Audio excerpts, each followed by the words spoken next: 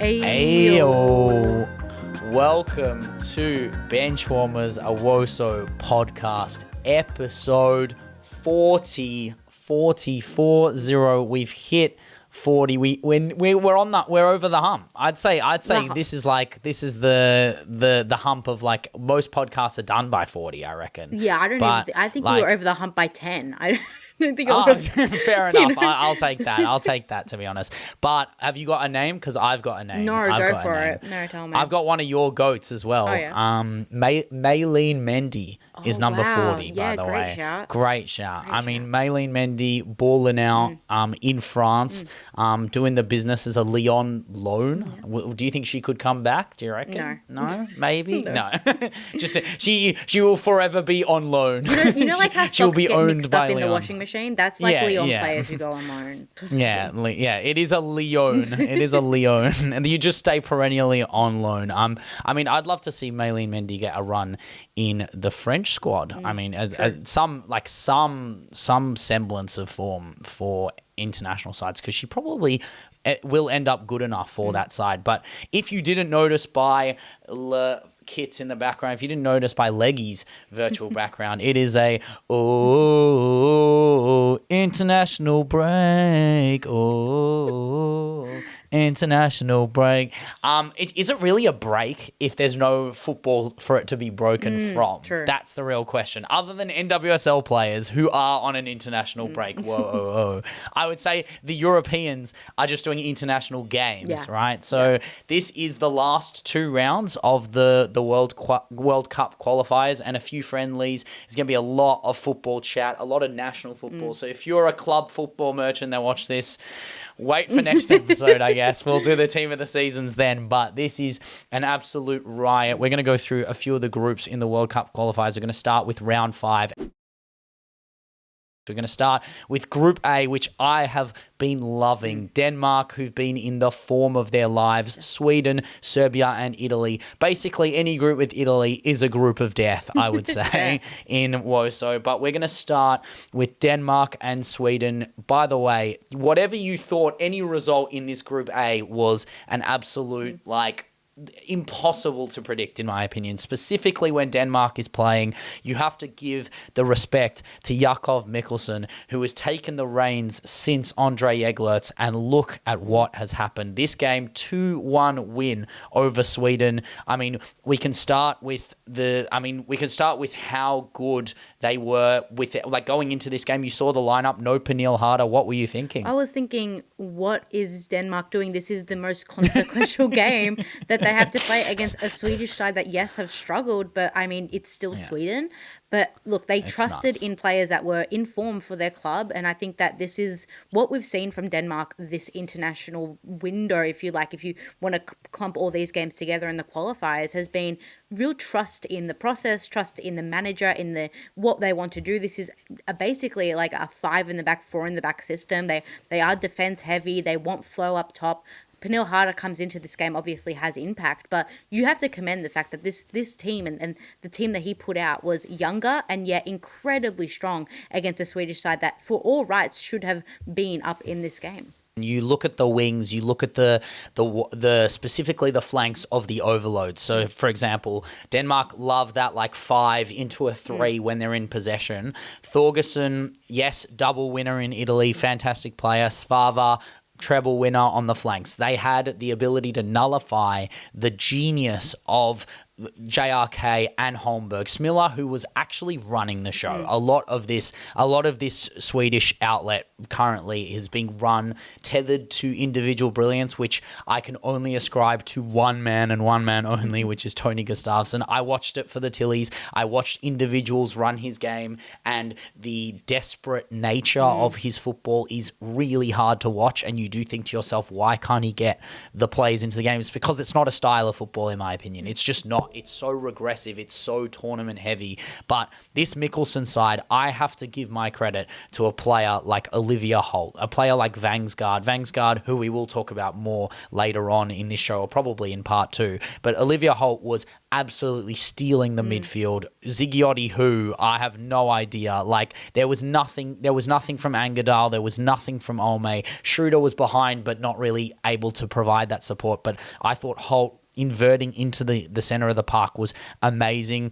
I think Smiller did hit the bar, and Stina was really good at inverting into those wider spaces, and also Sandberg as well crossed it to Smiller, who also missed the target with a header. So Smiller had her chances to get on the sheet, which, I mean, from an Arsenal sense, you do like to see. I think there's going to be a lot of moments where I'm going to talk about Arsenal players in this international break, because they were stealing the show in other aspects of other games, but not this one, because it was, I mean, this was Amelie Vangsgaard, her game. She surged into the box, she ran forward, she squared the ball, and then it was the next in line to be the VFL maestro, Cecilia Fleur, beat everyone to the ball, worked the hardest, directed it into the roof of the net. What a finish, by the way. What a celebration. What a moment for the home fans. But who set up Vangsgaard, by the way? Who set up Vangsgaard on that right? It was the inverted Olivia Holt. This girl is too good for Tottenham, in my opinion. If you're running games at the top level against Sweden, you're good enough to play for a top side. You're good enough to go elsewhere. And I guess they see value in the Spurs project, especially with Martinez and Hansen coming across. I think they really think they can rival the likes of the top 4 sides, but it comes from players like Holt continuing her form from being, in my opinion, Spurs' player of the year last season, and controlling games at the top level like this. So that first goal is all hers, and shout out to Cecilia Fleur. I mean, we've spoken about her so many times now. We spoke about her last week, and she got her rightful TikTok, but it was Denmark looking shaky after they score. Classic, like mid-tier side. Yeah. Looks amazing, and then they score, try to hold the lead, and then Sweden came out swinging, right? Yeah, and this all kind of came through that persistent press on the right-hand side. So you have Smiller and JRK, who are exceptional, and I think that really meant that Denmark were focusing on the flank so much so that when crosses were coming in, they weren't really able to hold themselves to the impending doom that is Stina Blackstenius, that is these tall Felicia Schroeder, these tall players. And it's all fine and well when it's on the ground and you have someone like JRK driving at you, but it's really difficult when the ball is coming in and it's a high ball. And really the goal came from JRK right after the half, and it was mostly a lapse in judgment by Denmark. I don't think this was endemic to what would have been a second half of complete Swedish dominance. It was more so JRK was right place, right time, slotted it in. But you can't help but think this is a very Sweden goal.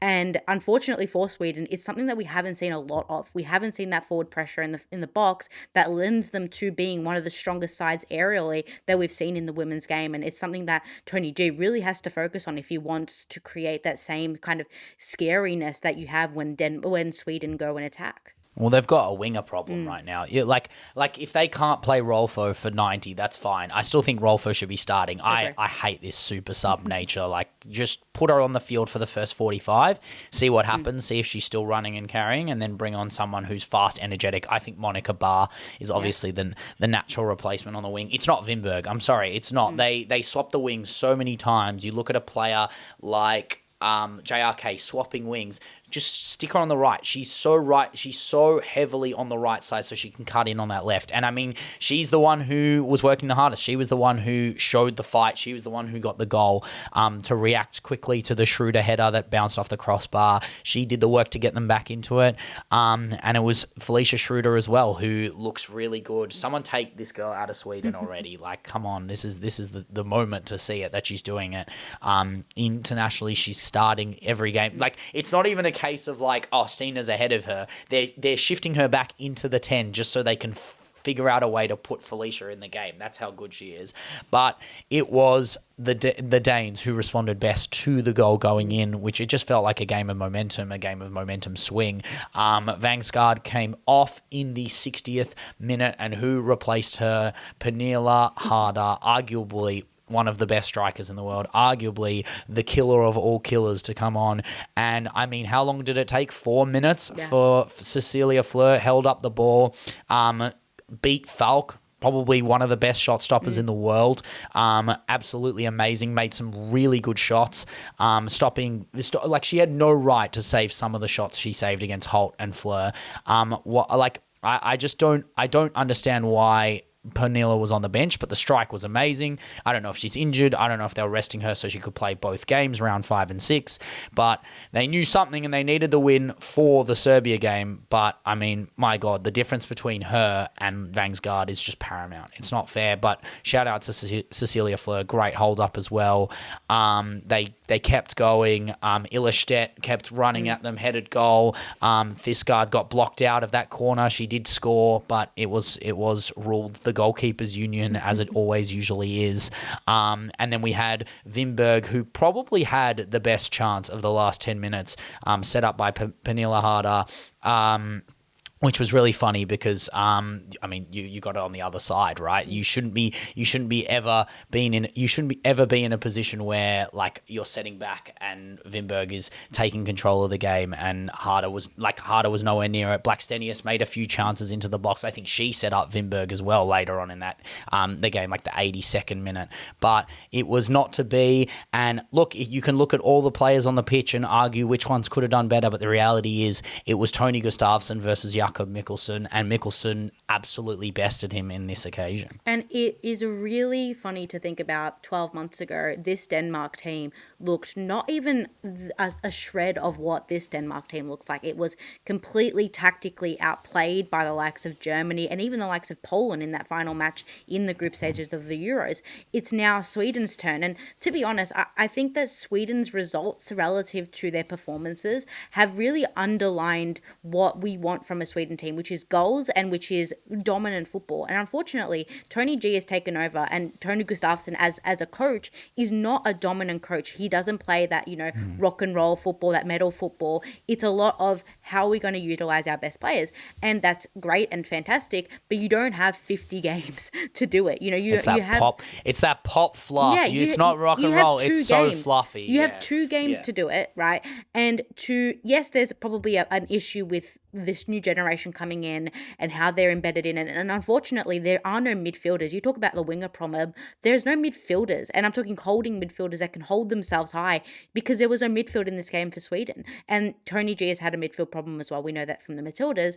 But really going back to the main point here is that Denmark were exceptional. They have been exceptional. And Sweden haven't been able to meet that. And it's a mentality problem as much as it is a tactical problem. Team of champions getting beaten by a champion team in this instance. In the other case, we had Italy beating Serbia 3-0. I mean, it was just a second half blitz at the other side of Group A.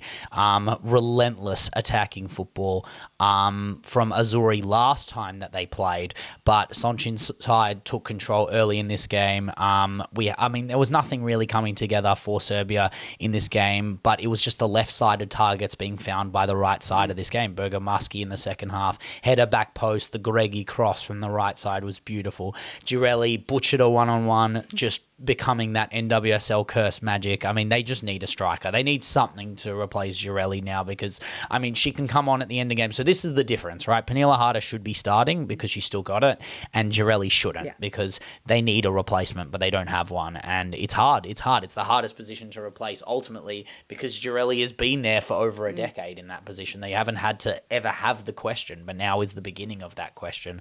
But Barbara Bonansea comes onto the pitch as a sub. The right side. She's on the right side. She crosses it to Caruso, edge of the box. I mean, that only has one outcome. We love Ariana Caruso here on the podcast. Side netting, bottom left corner with your right foot. Open up the foot. The spin on it there's no saving that one. And then it was Bonansea who sliced up 3 Serbian defenders at once very nicely for the third goal. Probably player of the match off the bench. Is she my super sub of the week? I don't think so. I don't think that's the one, personally. But it was an amazing performance off the bench nonetheless, and Italy getting one step closer for their hopes of the 27. But we will move swiftly on to Group B, round 5, Poland versus France. We had a 2-0 win to France. I mean, France needed the win. They needed this win really badly to basically cement the 2027 qualification.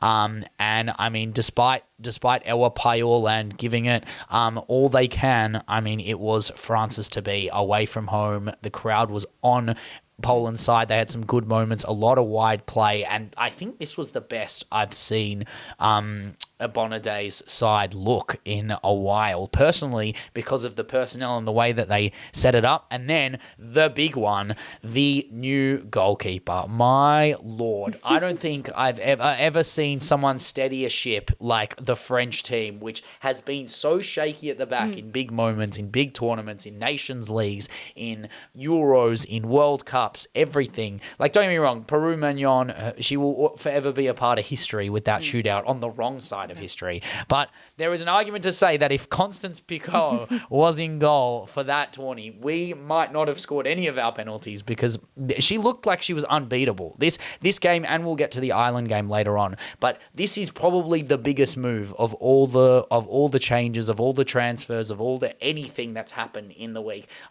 There is just not enough I can say about the fact that this girl from Fleury, who were on that amazing run in Arkema, she rightfully got her call up, rightfully got the number 1 spot, and made some absolutely stellar saves. I mean, particularly in this game, she does get collected completely by Voss. But, I mean, they score, but she actually gets flattened in the process. So she can get absolutely flattened, but rightfully so, and gets fouled. Big boos from the Polish fans. But it was Baltimore and Kasparino doing the business, Salma and Samora on the overlaps, respectively. But it was the big moment of the game in the second half, the 2 super subs combining for probably the big mistake of the game. Aranasevich plays that central pass to Kokos that gets ripped by Sakina Karchawi in the middle of midfield with no one in front of her, exactly where you want her to be. She runs through the center of the park, lays off Melvin Malard in the 9. Leggy redemption arc take here. Malard in the 9. I still think it's due to Mac being like a little bit injured and not being able to play full 90s, especially in that last game against Paris FC. She copped a few knocks here and there. But, I mean, obviously Malard completely unfit due to the World Sevens magic that she was doing. But you can tell me, what was it like seeing Malard in the 9, feeling your take? You've said it for a while that Malard should be centrally. The Never Bench, again, has now arrived. Yeah, I mean, this was mostly based on just how much of a goal threat she is. She has that striker's instinct that I don't see a lot from players basically in this France team. I mean, playing Cascarino up top is, I think, an absolute disgrace. I think that she's... Well, I mean, it was a rotation. It was like I weird understand rotation. it, but this is a team that I think lacks that big striker. They've lost Lossamer, and basically since then, they haven't been able to replace that. But what I see from the likes of Malard is somebody who can take the ball on and shoot from anywhere. And I think that that's what France need, because they have all the build-up play possible. They are fantastic at build-up play. Their transition is incredible, but they get to the box and it's so many missed opportunities. I think we see a game and it might be like a 1-0 game where France have only scored 1 goal, but it's 15 minutes worth of highlights because they are in the box so many times. They're in the front third so many times. And so when you have Malard in the 9, yes, you lose a bit of that instinct on that left-hand side, particularly when she's driving and you want it to the byline and cutting back. But what you get from her in ways that you might not even get from a Katoto is that the ability to drive with the ball and just completely attack those 2 centre-backs. And I think she did it in this game exceptionally. I mean, it also, like, who cares about her wide play if you don't have a striker to loft it to, right? Like, Katoto, if Katoto's not going to play, they've got no one in the middle. Mateo is not the answer centrally in the 9 for them. She's behind the striker, obviously, the way she did for the PSG game.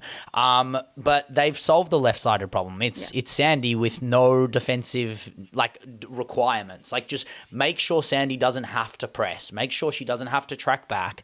And she's a stellar footballer. No one can deny her left foot is absolute dynamite. No one can deny that her link-up play with Malard isn't there, because it is. And then to have in many people's opinion, the best left back in the world. I still think it's McCabe when McCabe is on, but Salma Bashar is rightfully like right edge behind. I would say in the more like conventional, the modern left back sense, not the traditional left back sense. I would say Salma is the best, and the ability to create from nearly any angle on the left side for Salma Bashar is perfect.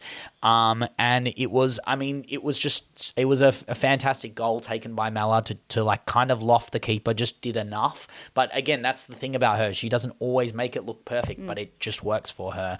Aronicevic, who made that mistake, did make up for it later. She played this ball to Pajor. Pajor skips past Lacroix perfectly. She pings it. Bottom right, you think Pajor ride it off 1-1. That's what happens when France ever kept a clean sheet in their life. Like, they just have the most shoddy defense. But Picaud dives to her left, saves it. I don't know how she saves that. Like, if you're going to save that, you can save everyone's shot. Like, that's Pajor. That's Pajor at her best. And it was magnificent. And then it was all France, really. Baltimore and I mean, you just give up. When your best player, your captain, your only semblance of, like, joy and happiness doesn't score her perfect shot, like, you're not going to score again. And then, I mean, Baltimore and Malard, that link up was crazy. And then she absolutely ripped it through the goalkeeper. I mean, there's just not much. I believe it was it Semic in goal? Mm-hmm. Surely it was Semic in goal. No, it wasn't Semic in goal. No, it wasn't Semic in goal? It was, I don't know her name. And I don't even know who was in goal? That's the real question. I mean, Group A magic, am I right? Like, this is I think is right, but I don't know how to pronounce her name. Kinga Serverin. Sergerin. I mean, there you go. I mean, Sergerin. She plays in no Poland. Chance. She plays domestically in Poland. She plays in Poland. I mean, I love that. I love that they're playing. They're playing in Poland. They're playing at home, and you get local players who are from the local leagues. I mean, we'll talk about that way more in specifically. I would say the Brazil game. That's the big one. But fantastic to double the lead, kill off the game. I mean, there was an all right ball from Makiazka later on in the game collected by the keeper. Sandy Baltimore, a few pot shots. Salma, a few pot shots. Gioro's crosses were a bit wayward, and then a cameo from Katoto off the bench that was forcing a few good saves, but wraps up a pretty good win away from home for France. A new look France, a clean sheet France, which is very surprising to see as a whole. I mean, even like games in the Euros, like I remember them playing when they were on form and Cascarino was at the top of her game. Like, it was still 4-1, it was still 3-1. Like, they cop goals. They aren't like the most miserly defensive side, but with Picaud in goal, no, there is no bounds. There is no. The sky is the limit for what can happen with that defense. But on the other side of Group B, we had arguably one of the best games of the qualifiers: Ireland versus Netherlands. Carla Ward versus Arjan Velrink. I mean, two sides on, I would say, pretty much the opposite spectrums of the trajectory in terms of Netherlands being a team that is got these like elite caliber players that had this stardom, had this amazingness, and is like kind of plummeting and attempting to whittle out of their current decline, especially getting grouped at the Euros and not really being present in the Nations League, compared to Ireland, who are pretty much on exponential growth hype and are like running on the golden era. This is their time if they're gonna make they have made the playoffs, but if they're gonna do anything, if they're gonna get to the World Cup, this is the time to do it. And I mean, it's with performances like this where they deserve those runs. So I mean, we're gonna start with the early parts of this game. I mean, we have to talk about the fact that DVD wasn't in goal. DVD not being in goal is probably I think Kopp, I don't even know if Kopp is the number one goalkeeper. Like, because I've seen her in so many games for the Dutch.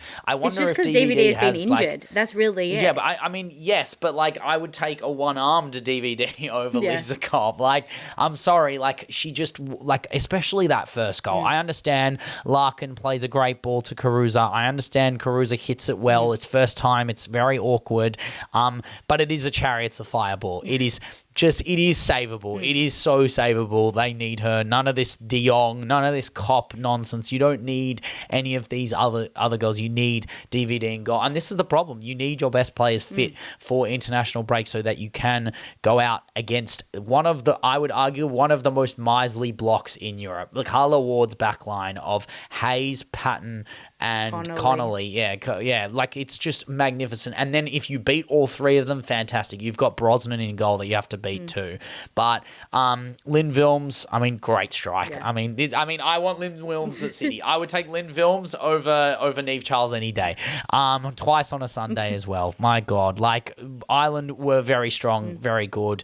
Held it to half time, which this is just a hard team to break down. But eventually, you had Brosnan saving some ridiculous shots. So the Burenstein one, I mean, I mean, how many times do we have to see this same clip over and over? I feel like I'm in a ward watching. I'm in a Carla ward, watching Burenstein miss the same point blank shot over and over and over again. And then Jackie Grunin's strike was also very impressive. I don't know. Did you see the whole Captain Jessica Zhu thing? No. Like that. Captain full on whacks her in the back of the head. I think I did see that, but nothing came about it. She hits her from behind, and then no, they got no card, no nothing, no anything. I don't know how that didn't happen. She full on king hits a girl. What are you doing? And then luckily Jess Zhu made up for it because she megged Jackie Grunin later on, which was pretty nice. But finally, the Dutch knew what they were doing. Where Grunin gets brought down by Aoife Magnon. It's not about Aoife Magnon. This play is all about Burenstein. Burenstein in the center of the park is the solver of my Burenstein world peace. I think this is it. You just put her in the 10, put her deeper, allow her to run and carry the ball. Or she can do the Jess Park thing where she allegedly starts on the right and then inverts into the center of the park. Because we've seen Burenstein on the wing. She can't do the one-on-one. She can't beat her player with combination play that way. But when she gets the open space to run in, I think she has less trouble with the shooting that she does with the facilitating and creating. And she played that great ball to Grun and forget her at the 9, play her deeper so she can facilitate. Janssen came up with that penalty. Jesus. If Brosnan saves that, then we have a new Irish Jesus. I swear to God. She was so close to saving it as well. But they just kept going. It was what? How long after? We had the magic ensue? Crazy. Later. So, this is a crazy counterattack. I don't know if look, Grunin is injured, right, at this point. So she's off the pitch. Yeah. She wants to return. They can't return her because you need a minute off the pitch. And it was 10v11. It was basically a drill of 10v11, and they restarted play without her. And then it was too easy, right? Vera Rink made them look so exposed, which they always kind of do, especially in this part of the game. Janu Levels was off. They had Olislagers, Van der Donk, and Berman all going at, was it Shiva? I believe Shiva was playing on the right. She whipped the cross in. Abby Larkin flicks it over Janssen, over Kopp, deflected in 2-1. What are you going to do, right? That's just beautiful retaliation. That's as good as it gets for an instant reply. And then it was 13 minutes later, your goat. No, 30 minutes remaining. 30 minutes remaining. 13. Wow. It was only 9 minutes later. This is the most intense period of football. So it was, it was the second half, but they did draw level, the crowded box. This was Spurs magic right here. This is Pavlova terrible. Genius. Am I right? Terrible. It's a great, she sent Hayes, Mustaki and Brosnan all the wrong way. That is a ridiculous goal. The way that she enacts this movement, she thinks she's Alexia Putellas. It's so funny. No, this is Aitana, mate. Yeah. This is the Aitana versus Switzerland. This is you when you send every player the wrong way and you can take a screenshot and look at the play and you're like, wow, only one of them is stanced like a footballer. Yeah. That's when you know you're cooking everyone on the team. And that's what Pavlova will have the license to do at Tottenham alongside players like Gopse, alongside players like Holt. They're going to have a lot of attacking brilliance. The question is, can they put it all together? Probably not, but it's okay. But she's doing it for the Dutch and there's no way they're going to take her off the field. But it was Ireland. In the end, crazy stuff. Look, this is what, mate. This is what I said. Yeah. I said it weeks ago. I said Abby Larkin is good.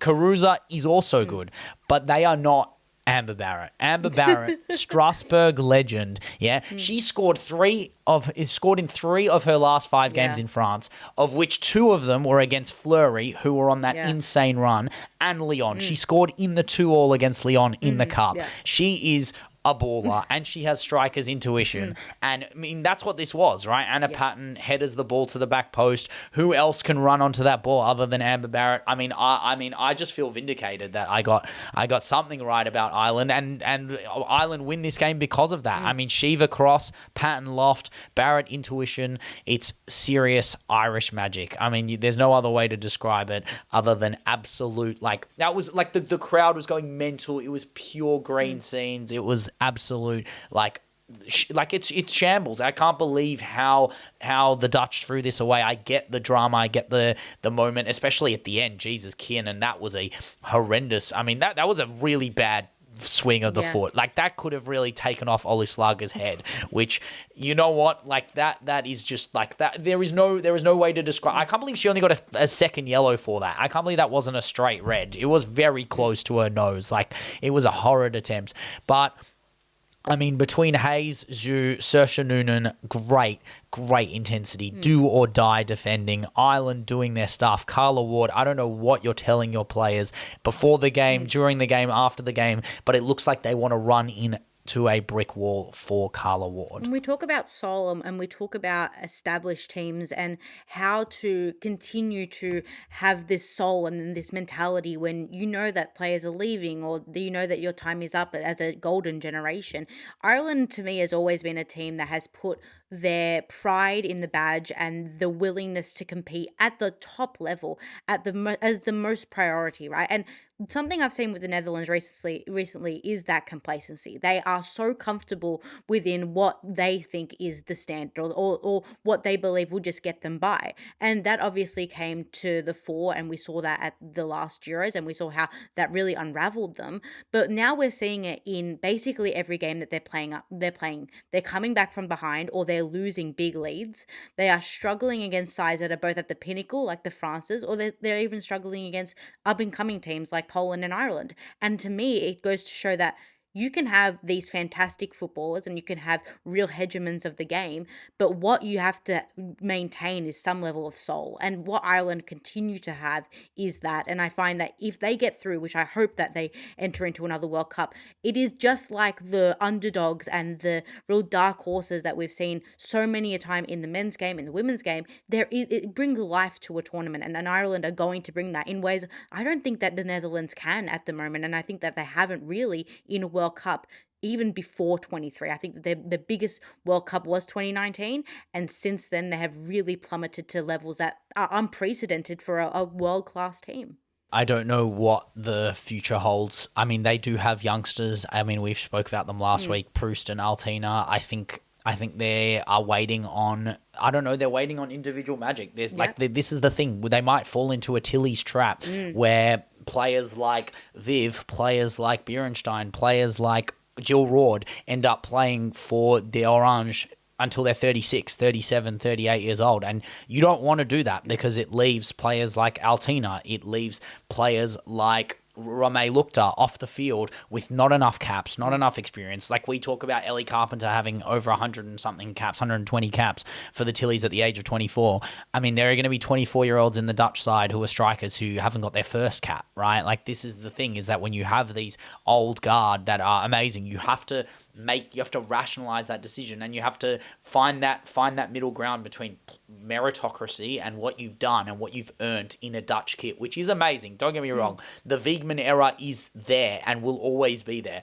It's just, when is the Wiegman era over, right? We can't have players who are Wiegman pilled and were all there during that era still infecting the what was at the Dutch. And I love football history. I love how football history always impacts the present. But the teams that need to be reinvented and fire stick farmed and regrow, and like you have to suffer at the hands of that, right? You have a team like Sweden specifically who are playing 19-year-olds up front to build the next generation, to build that structure. We are still struggling with that, where we play 37-year-olds in the 10, and it frustrates the hell out of me because we have 20-year-olds who could do it. We have 19-year-olds who could be getting their first caps, but you have to find that middle ground between playing your brilliance and your former glory and then playing what you think is the investment for the future. And regeneration and adaptation is a main part of women's football and is a main part of football.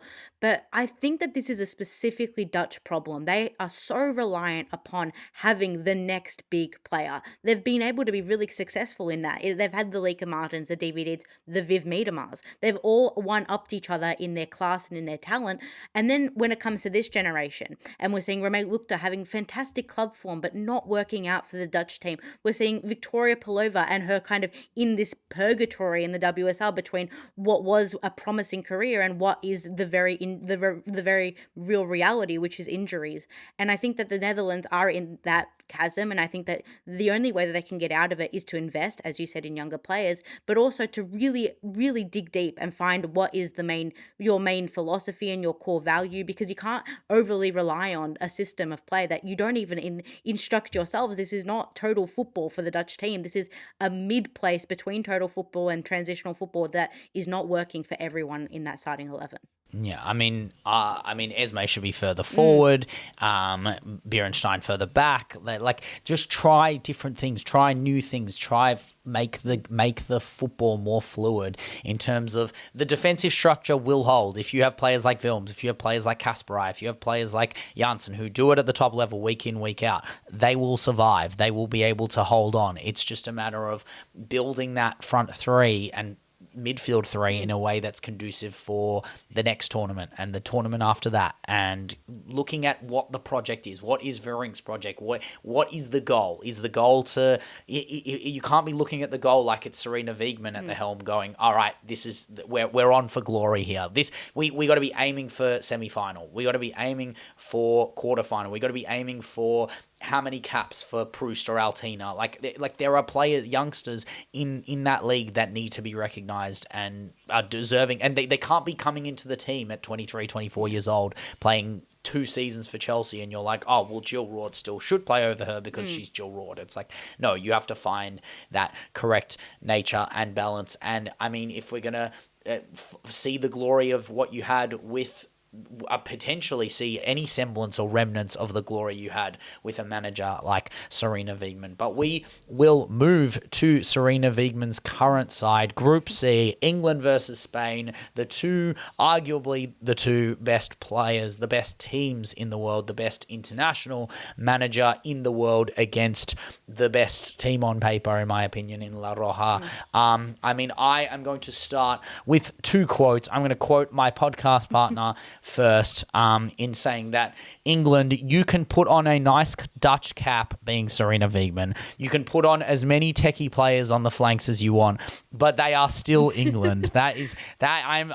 She did say this in response to the Iceland game, the 1-0 that they won, and you did say that they are playing tournament football successfully. So I'm going to middle you out there, but I did say that game was a danger game. That 1-0, I did say it very clearly that 1-0 had holes. I said that there were 3 things to learn in that game. One of them is that history matters. 2 is that their second squad doesn't bat as deep as they think. And 3, that they have Achilles heels. And there are moments when certain players are not in the 11, you can exploit them. And my God, have I never felt more vindicated watching one of our TikToks again. I cannot believe how bad they were without Williamson. Jesus Christ. They had no chance. There is a chasm on that right side, specifically the Lucy Bronze Morgan pairing with Wubbenmoy. It just didn't work. And look, if they won that game or drew that game, we'd be talking very differently, and we'd be talking about a qualified England side that is going to Brazil. But now we are talking about a England side that needs to have a lot of questions being talked about it. I mean, they weren't terrible at the start of the game. I still don't think they were particularly great. Yes, they got some nice like territory on the ball, and they weren't allowing the fluidity or the skill of Sonia Bermudez's La Roja to actually flourish. But all it took was one. I mean, this is what happens when it doesn't really matter. Yes, it kind of mattered, but this doesn't matter as much as the games that they've played in the past. And this game, I mean, this was Guiharo pressing like a crazy person off that bronze pass. I don't know what happened there. Stanway getting megged. Oh my days. Jesus, Arsenal fans, look away here. And then the strike from, I mean, you're saying 25. I think it was more than that, maybe 30 yards. Yes, it took a deflection, but I mean, this is world-class football. I cannot believe anyone would even compare Patrick Guiharo to any six in the world. It's not even a comparison. There is no other six in the world who could do that, who could do what she did. Yes, maybe Cuthbert could do the shot, but she couldn't do the meg. Yes, Yui could do the meg, but not do the shot. But that's where you combine both of them and you get this Spanish mercurial master that would be the best player in the world if her two teammates weren't better than her, in my opinion. But yeah, I mean, I don't know if there's much more to say about the fact that Guiharo had her mitts all over England in the midfield. And you talk about Leah Williamson being a big out. I don't agree to that extent. I actually think it's the Lucy Kendall factor. She played the big games and she's single-handedly beaten Spain. Like that midfield performance by Lucy Kendall was incredible. We saw it like 12 months, 18 months ago when Grace Clinton was in the 10 or in that kind of pocket of midfield. Now we've retracted. We have gone backwards. It's reactive football to Ala Toon. And Ala Toon is a player of Phone home, baby. Phone home, ET. She's a player that, yes, we can respect what she did from basically 2021 to 2023, but the system and the style of play is beyond her. She's too slow. She's obviously not connecting well with the players who she was connecting well with. I'm thinking of Valencia Russo particularly, but also of Lauren Hemp.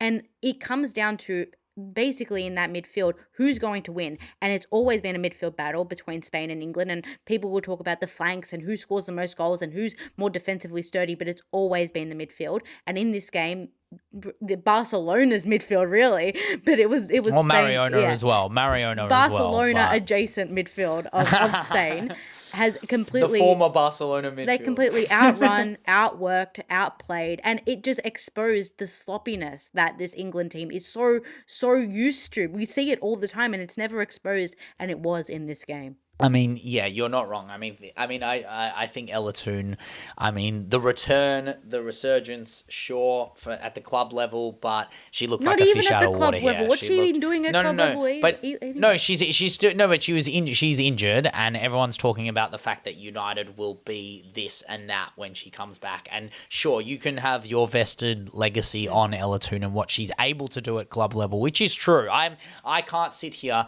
and say that Ella Toon can't do it in the WSL because I've seen her bag my team and pack in my team more times than nearly anyone else, really. Like, she is seriously like one of the most common threats. Like, she's probably the player I'm most afraid of coming up against in the WSL for no other reason than history and legacy. But yes, in that midfield holding role, when they're getting pressed, when they don't have the ball, when they're not advancing the ball into positions where Ella Toon is actually legitimately dangerous, they looked out of order. They looked absolutely rocked. They looked like a deer in headlights. I mean, how many touches in their half, let alone you're saying in the opposition box, one touch in the opposition box. How many plays were in the Spain defensive half? They just had the ball the entire time. They were in control of it for most of that first half. And then that's what happened with that play for the second goal where, I mean, we just saw a lot of prime English ball watching right here. This was like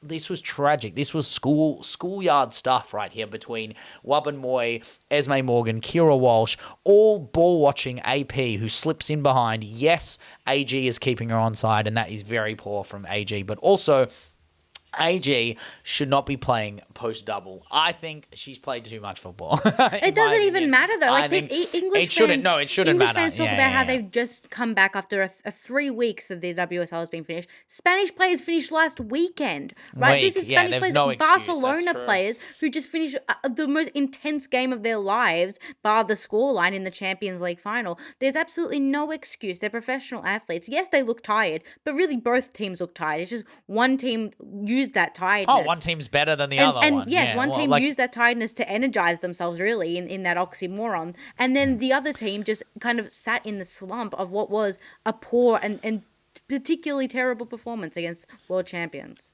Oh, 100%. And like I say, it was ball watching, not just to let Alexia go through. But if you look at that play again, like Vicky's pass to Bonadei was actually for Mariona, right? Like they screwed up that whole play and they just let them do it. They played the ball back and then Mariona threads it through to Putellas. Putellas strikes it basically at Hampton's hands and it flops through. And yes, Hannah Hampton could have saved them from one extra goal and one little semblance of embarrassment. But to let them through like that easily, that effortlessly, was the embarrassing part. Not the goals, not the scoreline. It was the comprehensive nature of La Roja treating them like they were Iceland, treating them like they were Ukraine. Like it didn't look any different to the way they would treat a sub-tier side, and they had nothing to do. There was nothing for them to do. I think Stanway's long shot was the only chance they had in that first half that was just wide. Also, I mean, yes, I understand Stanway long shots go in more than most other people, but it's still a low percentage chance in front of two Spanish defenders. And then you had the moment, probably the moment of the game, I would say. I think this is the best goal. The Patry ball, no look. What a fucking ball to Ona Battier. Just disgusting. Dragged Tooney out as well. This was another moment where Tooney got dragged out. Then Ona Battier versus Lauren James. This was like a murder scene. I cannot believe. This is a London took it past derby her. waiting to happen. This was the right back v left wing. This was LJ unsided, but.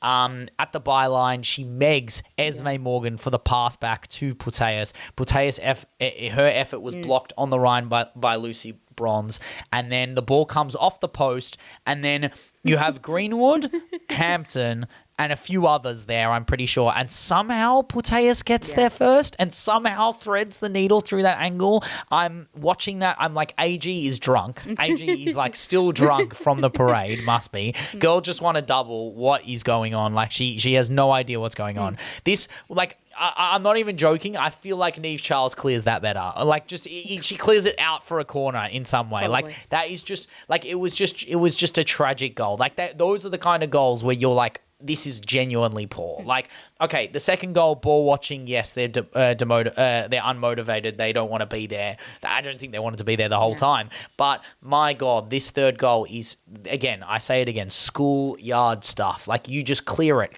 get it out. I know it bounced off her foot, but just no, like, you cannot let Putellas run behind four of you and get off the back in that really tight angle and finish off her brace. And they had no answers on the bench. What? They brought on Mead and Kelly. And I can't recall them doing particularly much in that game. I know Russo moved deeper, and it was just no one up front. There was no one up front. They had nothing to strike with. They had no one to, like, we've never seen Lauren Hemp do well centrally for City. We've seen it a few times centrally for Wiegman in the World Cup. I remember when they played against Australia, they moved her centrally a bit to invert, but they absolutely killed them when Aitana came on. And then you could argue, even though I've just mentioned two of the worst mistakes of the week, the third one is letting Aitana have that much space in that part of the pitch. Like, that's rule one. Rule one, don't give space to the best player in the world 3 times in a row. Like,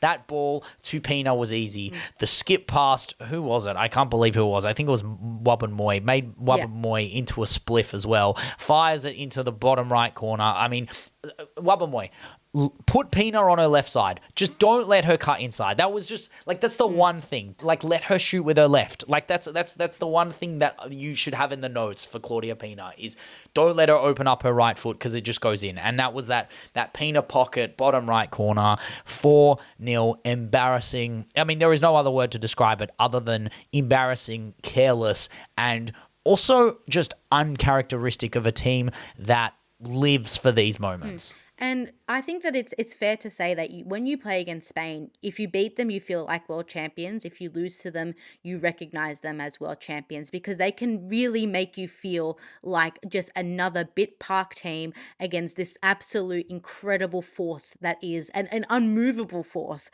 that is Spain. And I think if we look at beyond the stats, beyond the 61% of the ball, beyond having so much final third pressure, it's mostly to do with how these two teams lined up, how these two teams faced against each other 1v1, and really what happens when Serena Wiegmann, when the top players in your side, I'm thinking the Lucy Bronzes, the Lauren Hemps, the Georgia Stanways, the Kira Walshes, how do they adapt when they're down? How do they adapt when this Spain team goes up to a level that is so unreachable by basically any team in the world? You can bring teams down to your level. We've seen it with England. They've done it before. You can drag teams to the depths of hell if you want to, in terms of disgusting, slodgy football. You can do it. And in this case, they just didn't want to do it. Is it tiredness? Is it fatigue? Is it complacency? I don't know, but it is a symptom of Serena Wiegmann football. It is that belief. How much does belief send you? Like, how much does I do it for the badge send you against a team that will literally play you off the park, so much so that you're collapsing at the end of a game? This is the beautiful thing about football. It was not even a year ago we were talking about this do or die football. How far can it get you? It got them a championship. It got them a second Euros in a row. This is the same. This is the same team. This isn't like different players. Bar Williamson, it's not a different team. It's a somewhat semblance of a new generation with the old guard. I think the Ella Toons have to go, but obviously the Kira Walshes and Stanways and Russos will stay and continue to do what they can do at the top level. But there are questions. I think the big question is right back. I think if Lucy Bronze goes down, who is actually the right back replacement? I think that's been a question for ages, though, really. No. But now it's a genuine question of, can she play 90 minutes? Who do they actually have in tournament football when there's 7 games? Lucy Bronze can't play all 7 games. She just can't. I'm sorry. Like, we are at this point where she is looking. We're looking at the new back line for Chelsea: the Katie McCabe, Carpenter, Germer, Bjorn, Berman model, and we're saying Lucy Bronze is at the back. She's not starting right back anymore. This is Ellie Carpenter's time, and this is Katie McCabe's time. So we're looking at her as a reserve player for this top side. And fine, it's not like the level drops. It's just the last 30 minutes of a game. They're 2-0 up against Germany or 2-1 up against Germany. Who's the right back who comes on? Who actually is the legitimate replacement? And you can say it's Niamh Charles. You can say it's I don't know, Taylor Hines. You can say it's I don't know, Lazelle. I don't know who the question is, but it's players that are untested. It is players that are unproven in that respective position. I know Taylor Hines can do that job, but we know she's better at left back. We know she's better at centre back. In my opinion, I think she's better at centre back, to be honest. But I know everyone will say otherwise and say that like her best games at Liverpool were at right back, and I understand that, but it is a different level, and she has done very well at centre back when utilised for replacements at Arsenal when Katie Reid was out. Katie Reid will come back into the mix, and that's great. And to have a player like that is important, but Leah Williamson is still integral to that back line. Jess Carter is also someone that talks about that when we talk about leadership, we talk about rising to the occasion as another player who has shown her stripes in England colours. And I think that they have a lot to discuss specifically with the back line because we know the midfield. Yes, Freya Godfrey wasn't picked up for this 23-player squad, and I don't know why and I don't know how. I just think that just had to be done. I don't know what you get out of not bringing a player like Freya Godfrey because of her explosive nature and her firepower. But Bermudez's side looking fresh, looking fit, firing.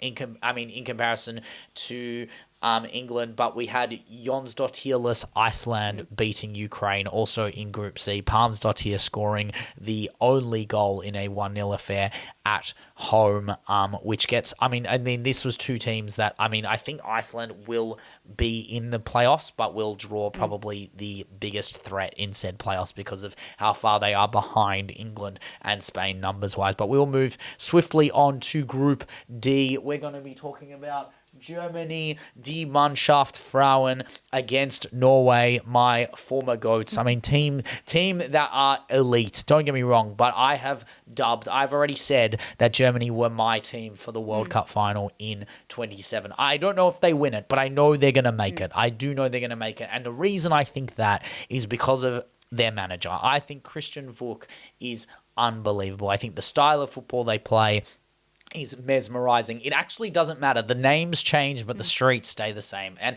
I say that with players like Linda Dahlmann, players like Leah Schuller, who come on and come off, and new players like Maria Muller, who come into the mix, and they look like they're just new puzzle pieces that have just ordered in. Like, they just fit so nicely. That first goal, like, it is just something. There's just something about the way they play. I don't know.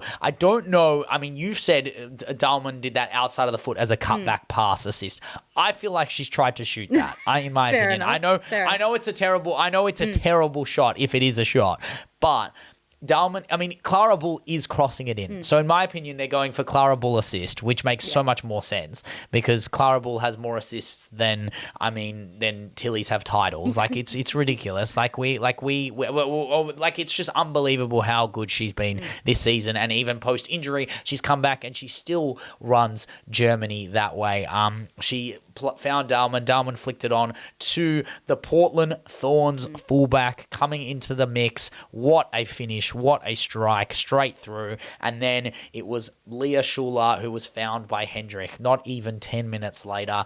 That layoff, by the way. I'm still thinking about that layoff, that absolute first time ping back. It's like I'm watching 2018-19 Bayern Munich right there. That's what we're talking about. This layoff to Dahlmann. Dahlmann still running the game, still in flow state. Schuller and Dahlmann, I'm rolling back the clock. Play it to Vamsa. Vamsa opens up the foot, right foot, outside of the box, curls it past Fiskerstrand. This is the kind of play where Schuller plays like this, and Yomi will never set foot in Germany. I swear to God, she will never make the team. And new tens that come through at Germany, even if there was a semblance of a Florian Wirtz like Jamal Musiala like player, who cares? You've got a 35-year-old Linda Dahlmann who's still chefing up at the top level, killing teams off for club and country. She ain't going nowhere with the way she was playing in this game. Such an animal. Amazing kit. I love this kit. This is the World Cup kit they're playing in. Amazing team, efficient football. Die Mannschaft Frauen look absolutely sublime. And to contrast, Norway look their very barren self. They're the self that is not up to task when it comes to playing elite football, and is proving again to be a team that that persistently underperforms. They aren't able to match up with a very fast and yet incredibly experienced German team. They are very even in the quality of their players. I wouldn't say that Germany completely outranks this Norway side. I would say that Clara Bull is just as, if not better. CGH is just as better as Clara Bull, but in this game, you're looking at a Norway team bereft of chances. They cannot get the ball up to their front three. Oh, they did have chances. They did have crazy chances. But how are they going in? They're not going in, and why? Because you can't score against AKB. Well, that's a you're good talking about point. the best keeper in the world. To be fair, they were robbed of a goal. Yeah. Let's be honest. That goal, Caro plays in Gopset. She is onside. Vamsa, he's keeping her onside. They got it completely wrong. I like that should have been 2-1, 100%. Then Nelson had that long shot. AKB saves it, right? There was a very good spell of Norway for the last 10 minutes of the first half, the first 10 minutes of the second half. And then you had Caro, Turland, beautiful football with Bielde as well. AKB saves that one. Then Turland shoots near post. AKB saves another one. It's like, at what point, if you just switch the goalies, this game is a draw in some ways. They actually, I had to give, don't get me wrong, I'm all for Norway slander in the sense of that they should be better than they are. They actually should, and they should be rivaling other teams with the quality they have on the pitch and the ability they have to get it forward, especially with their midfield being much better than I gave them credit for originally in terms of the Nelson players. I kind of felt like they were passengering. I kind of felt like Guro Reiten was a player that was kind of done and finished, and I thought that Caro for Norway is just different and doesn't really play that well. But it was aggressive. That was the first time I watched Norway like actually sink their teeth into a 2-0 and not make it 3-0 or 4-0, and not regress that badly. And all it just was I mean, a goalkeeper, I mean, that I've never put as the number one keeper in the world, and you consistently put it as the number one keeper in the world, showing why she's the number one keeper in the world, because I genuinely think if you switch the goalies in this game, you get at least 2-2, at least 3-2, maybe Germany get one back, because I think it's hard to score that. It's hard to save any of the goals that they scored. But Ewa Pajor-land was okay. I don't think she was her normal self in a German top. Seriously, that Lyon disease just does damage to you. I swear to God. Even, like, if there was one certainty I was going to say as a prediction, it's that Ewa Pajor-land cooks against Norway, and she did not do that much other than threading through Schuler, who sprayed it wide, but she was okay. Bull had a big chance in the 80th minute. Keelan gets cooked. Bergsvan gets cooked. She strikes it, just goes straight at Fiskerstrand, equal to the task. But that also means that Germany are through. Germany have won, I think they've won 5 and drew 1 of their games, and they are through to the World Cup in Brazil. I mean, I'm here for it. I'm here for this Die Mannschaft side. Clara Bull, still going to sit here and say you're the best player, if not one of the top 3 players in the world. No question about it. If Ewa Pajor-land is on form, there is no stopping Die Mannschaft Frauen. I mean, I'm still hesitant. I think that this is a very good team and a very dominant team, but it's also a team that is very driven by confidence, and a one slip up and they're completely exposed. And we see it with the likes of Schuler, we see it with the likes of Brand. I still have some questions about what they're going to do with Nusken, because they obviously need her a bit higher up, but where is that defensive cover? Who is going to be basically that shield between the middle of the park and that defense, which still can be exposed and can still be challenged? I am not looking at Europe as a big threat to them. I'm looking at the teams outside of Europe. How will they face up against a team from South America, like a Brazil? How will they face up against an America? Germany, Brazil, it would Germany, be incredible. Brazil, Yes, in it Brazil. Would be incredible. Oh my God, 7-1. Like, how do they face up? 7-1. That's what I mean. That's what's going to happen right there. That's what's going to happen. But I mean, there are players. They just do have depth. I think we forget how good their depth actually is in terms of, yes, AKB. Firstly, with AKB, how do they concede a goal? Yeah. That's the real question. You have to hit Aitana levels of skill to put the ball past her. Then you have to beat Kanak. You have to beat Hendrik, who I think will play, or Minga. You could play Minga as well. You have Camilla Kuva, who's coming through, definitely doing the business. Then their midfield, yes, the holding midfield issue has to be solved, in my opinion, by Lisanne Gra. I think Gra is the player that has to do it, and especially with her move now, that is going. I mean, she's at Frankfurt. I believe she's going to Union Berlin. I believe that was the case, because that was that last game of the round where she was the player of the match against Union Berlin, and she signed on. She got that move, and I think it'll be crucial for Gra to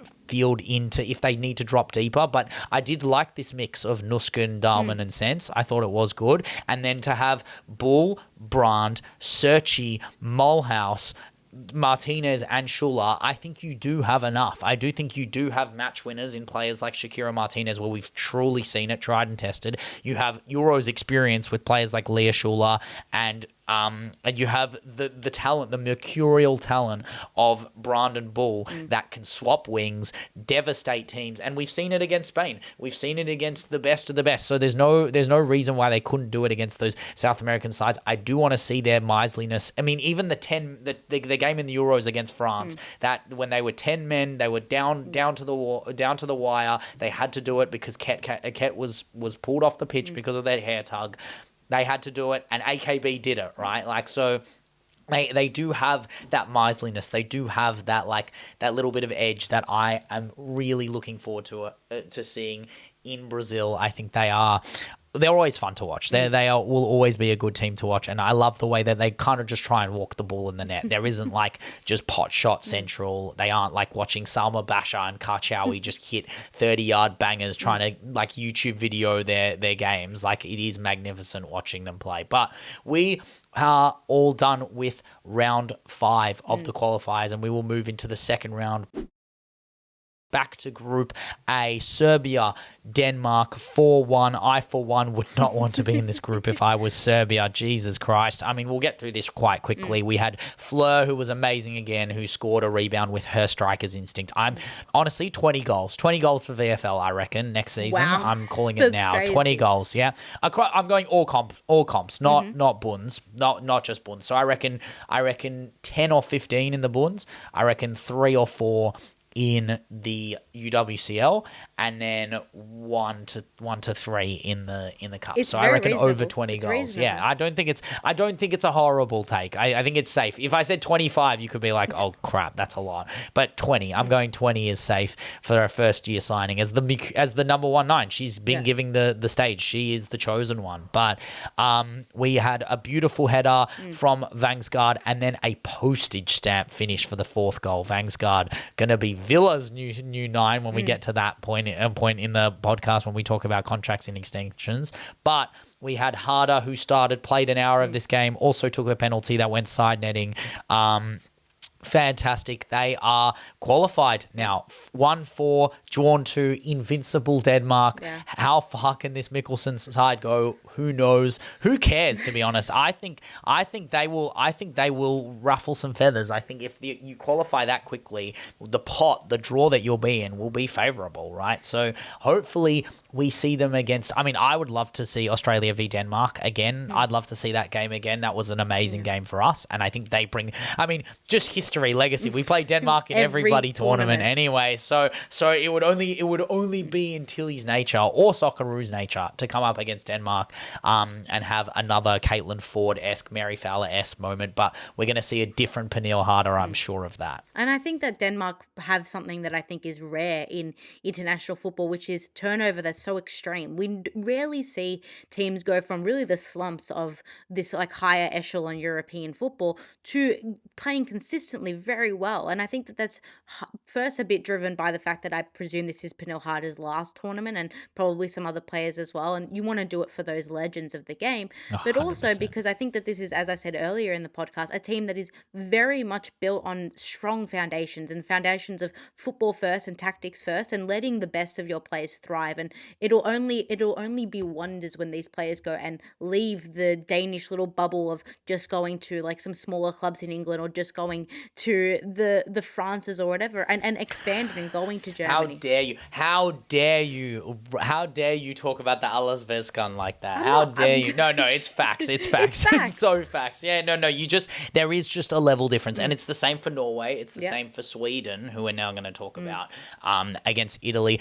Leggy, what is remontada in Swedish? I don't know what it is. I thought you were about to ask me what's remontada in Italian. I feel like that's how No. I'm not asking. I mean, Italy didn't do the remontada. It was Sweden. Sweden did the remontada. True. I mean, would it be a hurdy-gurdy tada?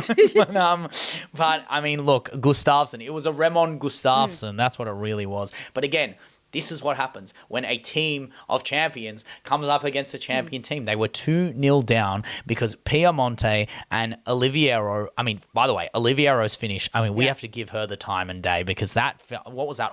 I don't know. There's something about off the bar, right? I think it's off the bar finishes that are just, I mean, it is nice. It is nice. It's hard to stop. It's hard to stop. And I like the ones where it's off the bar, hits the ground and then hits the keeper and goes in because then it's even more funny because there's nothing they can do. But Piemonte, amazing season for Lazio, amazing start to Italy campaign, and that set her up. It was a great ball. I forgot who crossed that in. It was a fantastic cross to give double the advantage, give Italy the 2-goal advantage going into halftime. You think to yourself, I don't know what Tony G said, but we actually do kind of know what Tony G said because he kind of does the same things. He goes 2-0 down. He makes the correct changes when we're 2-0 down, not when we're leading, not when we're winning, but when we're 2-0 down.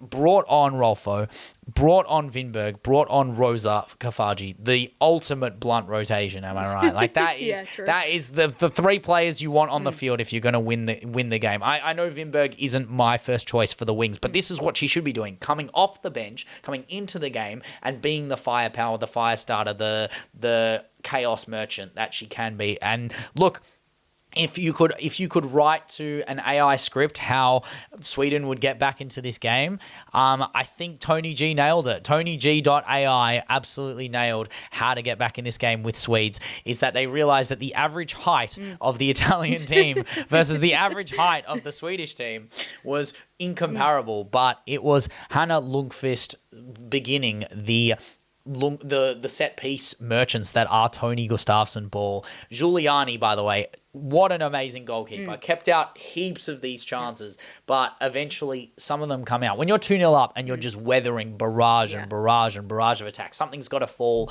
and it was Lundqvist's goal. I still think Lundqvist should start for United. I think she is very, very good. I cannot believe they actually got her, and they're chucking her on the bench for Riviere, and she's going to get shipped around, and she's going to rotate, and she's going to go up forward, and she's going to be on the bench for Jess Park and stuff. It's like, you are good enough to start pretty much anywhere else, to be honest. Like, I think she could start at Spurs, be a part of that project, be the difference. Go across and say this is why you should have started me, because ultimately you're behind Riviere at this point. You got no Europe anymore.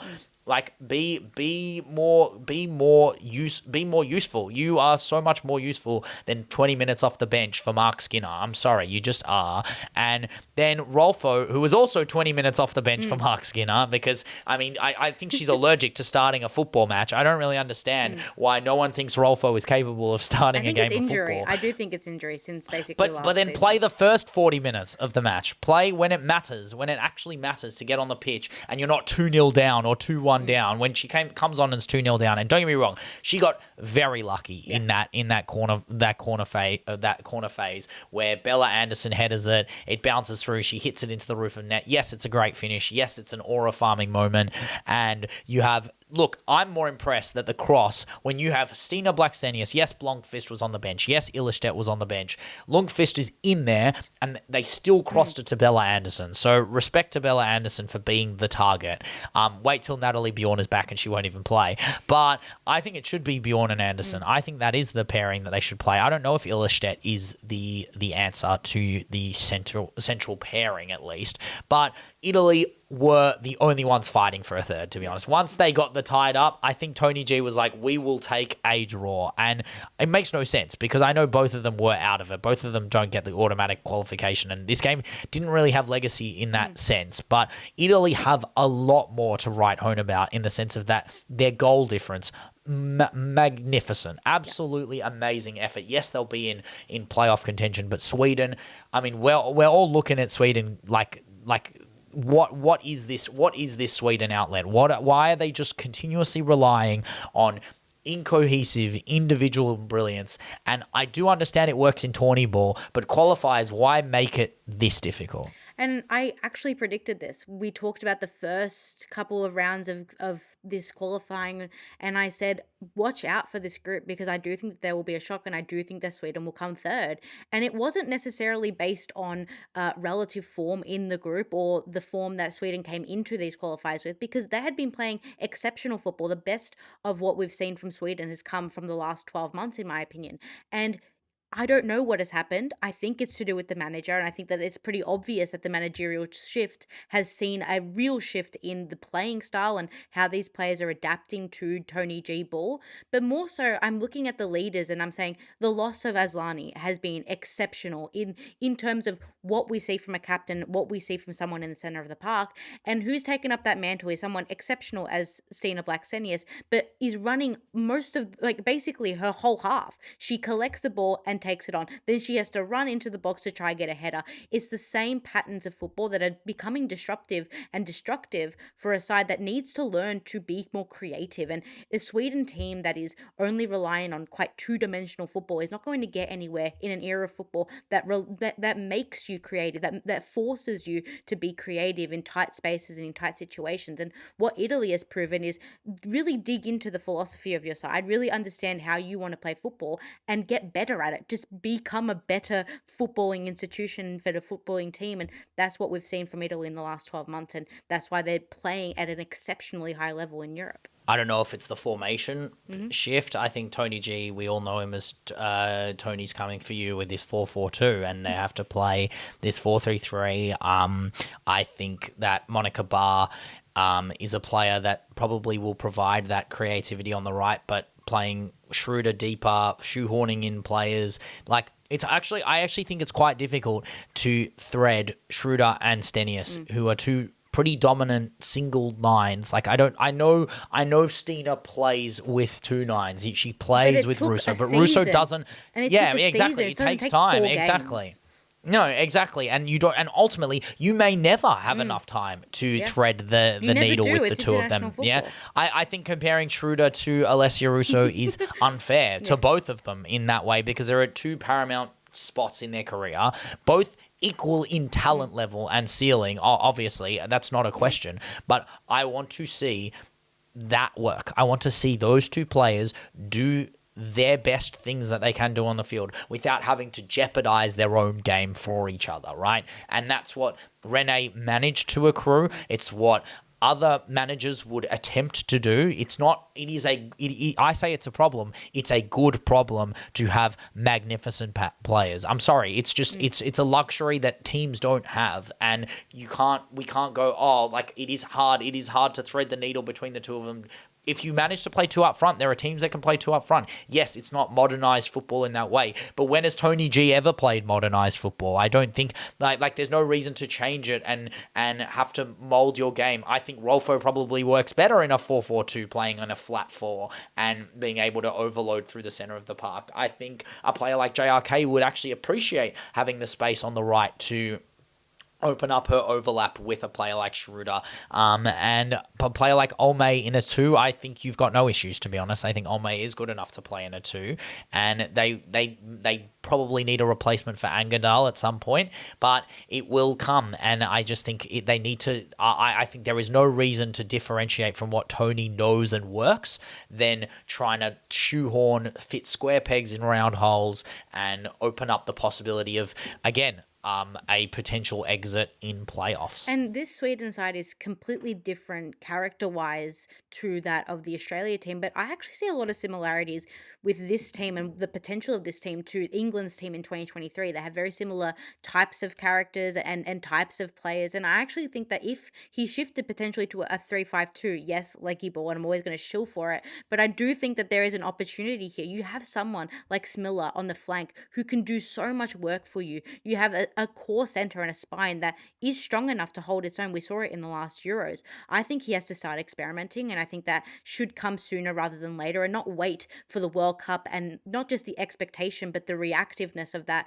will just overwhelm this Swedish side. And also answers your question about the centre-half pairing. You can play Anderson, Bjorn, and Illerstedt, all three. I mean, the question would be JRK. I don't know where JRK fits in a 3-5-2 model. But also, that's the... Take out Bar. I don't understand. Like, okay, yes. No. You'd play Schroeder. No, you'd play Schroeder and Stina I think Schroeder has been introduced way too early into this squad. I think that he's slightly disrespecting some of the older players who have obviously been doing it. JRK is still one of the most dangerous players. We did say that, but I think if you play two up front, you have to play both. And I would love to see her turn into the player that they want her to be. I think the left side is Rolfo. I think Rolfo could do the up and down. I just don't think she can do it all game anymore, which kind of sucks.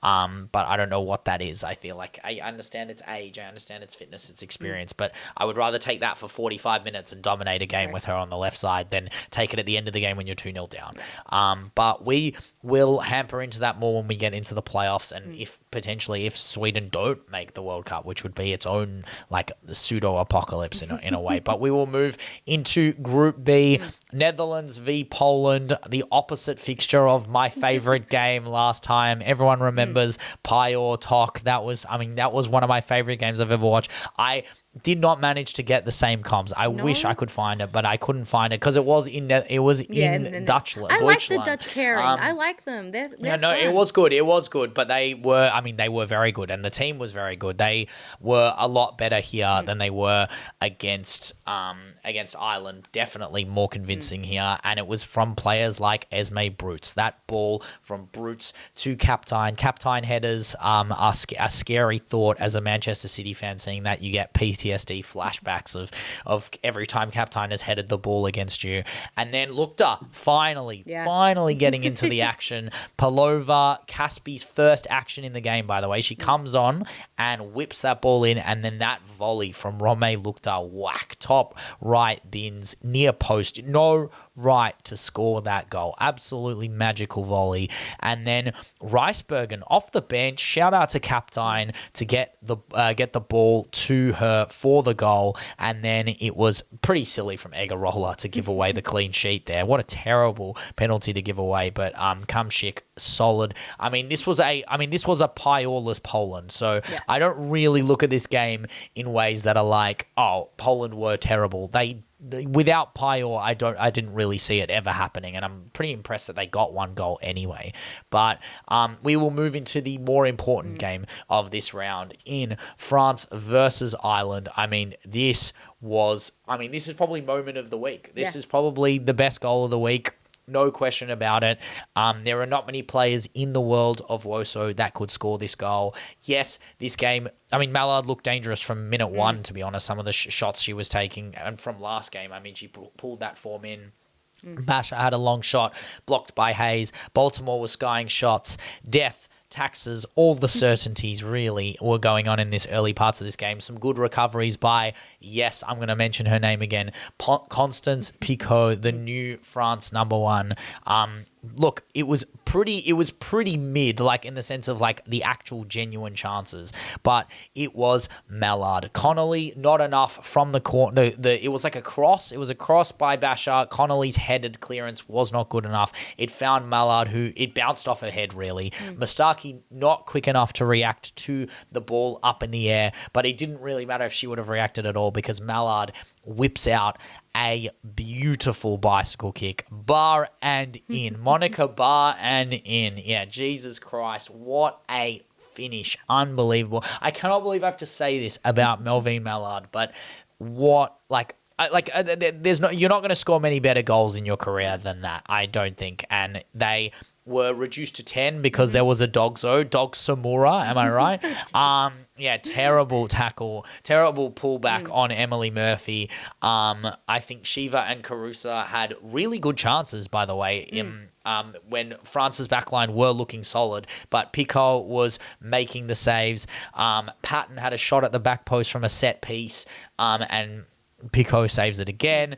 That Dogso was very obvious. Picaud did a huge save on Abby Larkin. Just saying, if that was Amber Barrett, could be a goal, in my opinion. I'm not just being that person. Just going to mention again, Strasbourg Goat should be playing. And then the last action of the game is Arsenal legend, should I say Chelsea legend, Katie McCabe.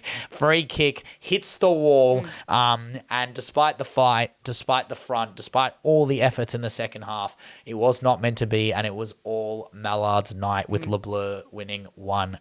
And Ireland can exit this round of qualifiers and go into the next stage with their heads held high and with a lot of confidence that they can do it again like they did back in 23. And I have absolutely no doubt that holding a team that hasn't lost since October last year and, against a side that they've had crazy competition against. Like, this is a team that has not overwhelmed them in any sort. It's really just the class at the end of the day. Like, Ireland do have a depth problem. That's not something outrageous to say, and they still are the team that is punching above their weight, but they're doing it in a way that is so endearing to watch. And France is playing at a standard and a level that we expect. And I'm not going to give kudos to a side that continuously underwhelms and purposely has an attack on the people who shout them out as being a team that could win things or do something. They always want to slap. Who are you talking about? I have no idea who you're talking about. I don't know, but I'm not going to give kudos to this side. This is a team that can win anything. They can go into any competition and win it. It's about them now. They've done it in, I think, a way that is conducive to success in the World Cup, but still sees them get very narrow results and really rely on individual talent. They remind me a lot, really, of Atletico Madrid in the fact that there is talent there and they can do it and they can have these amazing individual moments, but when it comes down to it, a full tournament, I haven't seen it. They come fifth. Yeah, they come fifth. Exactly. They come fifth. Yeah, they get knocked out in a quarterfinals, and you think to yourself, "Wow, they probably should be finishing further up." And I don't know. I tend to think the latter. I tend to think that they aren't that level. They aren't Germany. I know they get put on the pedestal with Germany and Sweden, and even the Dutch for that matter. They get put above the Dutch. The Dutch have legacy in WOSO. They have winning legacy. France's legacy left with a Billy. Like it left with that era of football, and their backline without Renard. I mean, if Renard is done and they don't have the semblance of the backline that they once did, then we don't have to talk about Renard. We don't have to talk about Renard anymore. We may not have to talk about France anymore, because don't get me wrong, Constance Picaud is going to be an amazing. This is the start. This is the beginning, and she was unbelievable. I think she's had 15 caps for France, but very when Magnon was getting injured, when their best of the best was out, they were putting her into like mid games, not important games for France.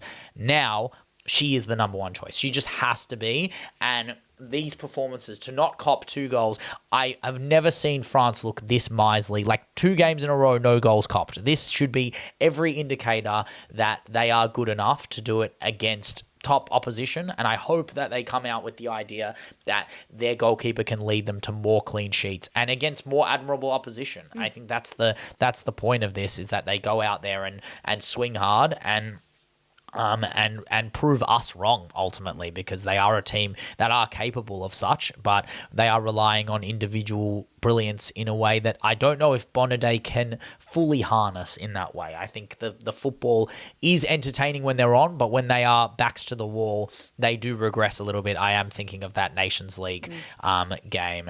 Those 2 legs against Sweden were very interesting, but even the legs against Germany ultimately in the semi-final weren't good enough as well to end up in that 3rd place playoff as a whole. But Group C will continue. Iceland absolutely getting schmonked by Spain. La Roja doing their business. This time it was Vicky Lopez, the kid. She's the kid. She's the absolute kid. She is the baby goat. I mean, there's no other way to describe it. That's what she is. Light work. She just got out on the inside, the left foot, opens up her foot, finesse, bottom left corner. Beautiful, 1-0. Then Imade, my other goat, my Sociedad goat, my former Sociedad goat. But I mean, these next 2 goals, Paruello and Edna's goals, aren't really their goals. It's more Ona doing the beautiful stuff, beautiful don't give up mode, that energy. That is the Arsenal energy right there. That running onto play, playing the balls into the middle, and then I mean, I don't know. You tell me, is it fun to watch Ona just absolutely dominate games? Played the ball to Paruello for 3-0 at halftime, 2 assists for Ona Battier. I mean, the sky's the limit in red, right? Well, it's fun to watch against teams where I want to be scoring more goals. And I think I've said this basically from the start of our podcast. I love the Arsenal team that scores a lot of goals. And I think Ona Battier is going to come from the Barcelona tradition of never giving up and 7-1. and going from 3 goals to 7 in a matter of minutes. And I think that if we see the connections that she has for players that I think that we can replicate. I think that we have a Salma Regen waiting in the wings. I think that we have a very much an Imade in a Stina Blackstenius. I think that we have all the components there to help create a conducive environment for Ona Battier to thrive. And there is absolutely nothing stopping her. She's done it in the WSL before. I think she could play anywhere and be a star. And I think that we are so fortunate to have her. And it's going to be a really interesting time to watch her. Her return to Manchester will be very interesting. And Manchester players love her, like Manchester fans. Yeah, I know. Of course. I wonder if they'll boo her at the, what is it called? The member equity stadium. No, they can't. I can't even remember what they it's have called. Nothing Progress with Unity. Progress with Unity echoes. Stadium. It'll go into the echoes of the 3 people that are at the stadium. Boo owner. Boo Battier. It won't be much of a boo. I mean, the last time, I'll just be shocked if there's a goal in the Manchester United Arsenal game. I think I will be more shocked than anyone else if there's a ball that ends up in the back of the net. My God, the biggest stink fest. Thank God we have Ona to settle these stink fests finally. There's actually a bit of spice to this top 4 battle that no one cares about. Finally, we've added that. I think that's maybe the reason you signed her. So the marketing of the WSL can work for that game. Every top 4 team now has some player that has played for one or the other, which is actually crazy if you think about it. Finally, it's about time. I mean, the LJ derby of Chelsea United is also kind of mid, so they need more than that too. But the Man United Arsenal derby has now been fixed thanks to Ona Battier. But look, we got to talk about the fact that Vicky Lopez got that Patry assist, the textbook press, won it off, squared it to Vicky, and then Vicky did the easiest finish of all time. So Patri, amazing assist, and then Vicky just definitely didn't hit it from outside of the box, top right corner, perfect finish. It was just so easy for her. It was almost Phil Foden-esque, but it was Iceland pulling one back, crazy. Linda Lift-Boama caught on the break, very good move. Katakoi probably could have done better here, but deserved nonetheless. You take like one great of these moment for like 10 like game-winning saves from Katakoi. Oh, yeah, 100%. Oh, you take this for the Champions League final game that she had. Jesus Christ, 100%. But the Iceland fans have something to cheer about, but not very long, because Claudia Pina this is the opposite, where Eva Navarro does the perfect pass and Claudia Pina taps it in, right? No. Navarro's ball was absolute dog mark. That was a terrible ball. It was lobbity-bobbity. It was terrible. She touches it down, barely half touches it down. It hits the ground once. She right foots, launches it top left corner, post and in. Only Claudia Pina tings right here. World-class tings. No saving them ones right there. And who else to finish off the game? But the best player in the world, Aitana Bonmati, with the sixth goal. The clearance was terrible. The composure, she kept the ball.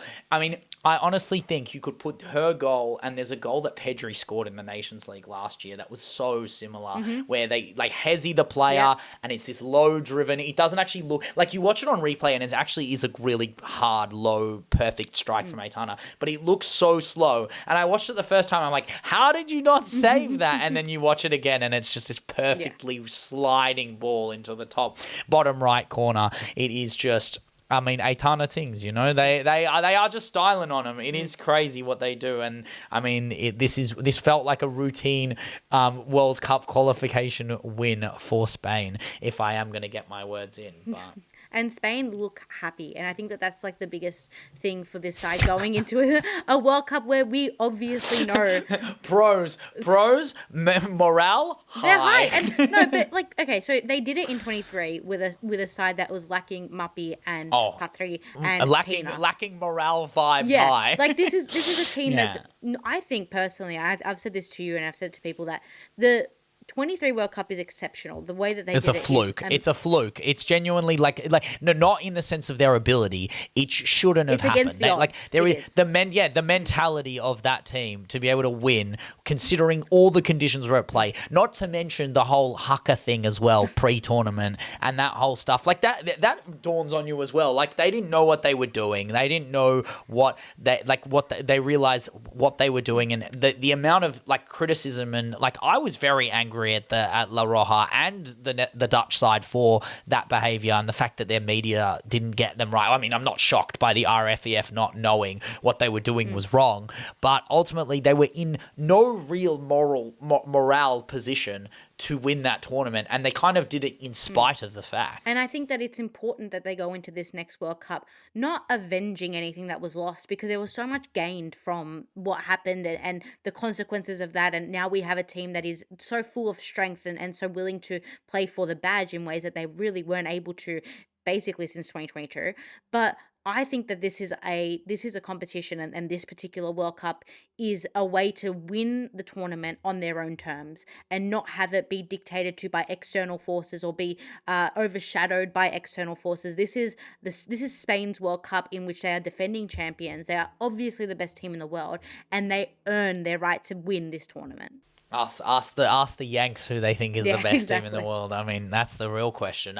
Look, the problem with Spain is that if they don't win, it's considered a choke, right? Ultimately, that is the sad reality that USA of level now. It's obvious. Situation. Yeah. It's. But I just think it's the, like, I don't know. I feel bad about that metric where I don't look at it as a choke anymore. I do think that the level around them has gotten better. Yes, their level is retained. They are the best team in the world. That's not a question. But if they get beaten by Germany, which we have seen, if they get beaten by England, which we have seen, if they get beaten by the US, I mean, I'm just waiting for this game. Honestly, we're still waiting for this bloody game that hasn't happened ever, in my opinion. Like I know we're talking about prehistoric ball here when we're talking about La Roja versus La Yang. The Archive Cup. Nice. I mean, Cup. but it's La Roja versus La Yanka.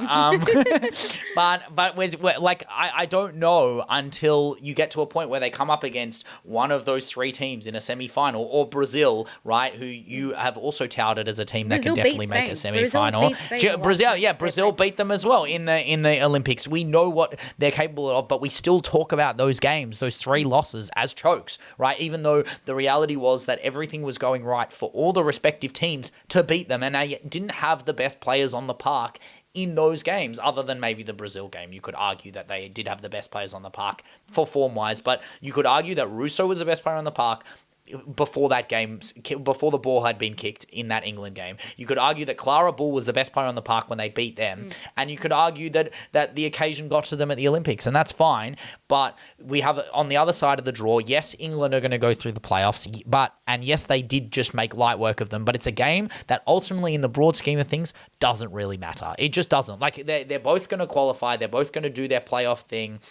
I mean, Spain already on the plane, but England will do their playoff thing. But they will do it with games like this. The game against Ukraine, 3-0, very easy. Finally, LJ doing their stuff, looking more dangerous. The ball to Jess Carter was great. It was a lucky-ass header, by the way. The commentary's like, Jess Carter did so well with that header. That ball was perfect. Like, the goal is not the goal. The goal is the cross, and LJ does that about 12 times a game. It's a shame she doesn't play with Arda Hegerberg or Renard or, I don't know, come to City, cross it to Kanak and Bunny and see how many assists you get, LJ. Honestly, but Stanway and Russo, I mean, this is another moment I'm thinking of Leggy straight away when this happens. I mean, the ball from Walsh, by the way, is just, I mean, this is why APA talks about Kira Walsh like this. It's when she's in her prime. She's at the top of she's like 10 yards from the center of the park, and she plays that opposite crossfield, no-look ball to Russo.